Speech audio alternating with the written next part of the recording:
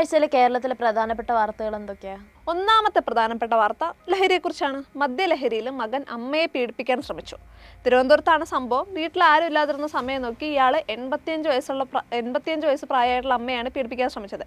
ഈ അമ്മയാണെങ്കിൽ കുറച്ച് മാസങ്ങൾക്ക് മുൻപ് സ്ട്രോക്ക് വന്ന് സംസാരശേഷിയൊക്കെ ഭാഗികമായി നഷ്ടപ്പെട്ട് കിടപ്പിലായ ഒരു അമ്മയും. എന്തായാലും പ്രതിയെ പോലീസ് പിടികൂടിയിട്ടുണ്ട്. ഇനി രണ്ടാമത്തെ പ്രധാനപ്പെട്ട വാർത്ത ലഹരിയെക്കുറിച്ച് തന്നെയാണ്. സംഭവം മലപ്പുറത്താണ്. ഭക്ഷണത്തിൽ രാസലഹരി കലർത്തി ലഹരിക്ക് അടിമയാക്കി പ്രായപൂർത്തിയാകാത്ത പെൺകുട്ടിയെ വർഷങ്ങളോളം പീഡിപ്പിച്ചു. പ്രതി അബ്ദുൾ ഗഫൂറിനെ പോലീസ് അറസ്റ്റ് ചെയ്തിട്ടുണ്ട്. ഇൻസ്റ്റഗ്രാം വഴിയാണ് ഇയാൾ പെൺകുട്ടിയെ പരിചയപ്പെടുന്നത്. പ്രണയം നടിച്ചാണ് പീഡിപ്പിച്ചത്. 2020 പെൺകുട്ടി +1 പഠിക്കുന്ന കാലം തൊട്ട് 2025 മാർച്ച് വരെ ഇത് തുടർന്നു. പക്ഷേ ഈ പെൺകുട്ടി ലഹരിക്ക് അടിമയാണെന്ന് ഈ കുട്ടിക്ക് തന്നെ അറിയില്ല. പെരുമാറ്റത്തിൽ ചെറിയ മാറ്റങ്ങളൊക്കെ കണ്ടപ്പോൾ വീട്ടുകാർ ആശുപത്രിയിൽ പ്രവേശിപ്പിച്ചപ്പോഴാണ് ലഹരിക്ക് അടിമയാണെന്ന് ഈ പെൺകുട്ടി തന്നെ തിരിച്ചറിയുന്നത്.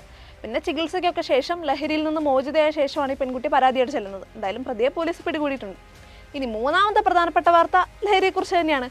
സംഭവം ഒരു കഞ്ചാവ് കേസ് പ്രതിയുടെ വിചിത്രമായ വാദമാണ്. 300 ഗ്രാം കഞ്ചാവുമായിട്ട് പോലീസ് പിടികൂടിയ കോട്ടയം സ്വദേശിയായ സ്റ്റെഫിൻ ദേവസയുടേതാണ് വിചിത്രവാദം. കഞ്ചാവ് അത്ര പ്രശ്നക്കാരനല്ലെന്നും കഞ്ചാവ് ഉപയോഗിക്കുന്നവരൊന്നും അത്ര ആക്രമണകാരികളല്ലെന്നും സൈലൻ്റ് ആണെന്നും നീലച്ചടയൻ പ്രശ്നമേ അല്ലെന്നും ഇതൊന്നും പോരാഞ്ഞിട്ട് ഹാഷിഷ് ഓയിൽ ബ്ലഡ് ക്യാൻസറിൻ്റെ മരുന്നാണെന്ന് ഒരാളെ വിചിത്രവാദങ്ങളാണ് ഇയാൾ നടത്തിയത്. എന്തായാലും ഇയാളെയും പോലീസ് പിടികൂടിയിട്ടുണ്ട്. ഈ ലഹരി അല്ലാതെ വേറെ വാർത്തയൊന്നുമില്ലേ? ഉണ്ടല്ലോ, ലേറ്റസ്റ്റ് ആയിട്ട് വന്നത്. കണ്ണൂരിൽ 4 മാസം പ്രായമായ കുഞ്ഞിനെ കിണറ്റിലെറിഞ്ഞു കൊന്നത് ആ കുട്ടിയുടെ തന്നെ പിതാവിൻ്റെ സഹോദരൻ്റെ മകളായിട്ടുള്ള 12 വയസ്സുകാരിയ പെൺകുട്ടിയാണെന്നുള്ള വാർത്തയാണ് ഇപ്പോൾ പുറത്തു വരുന്നത്.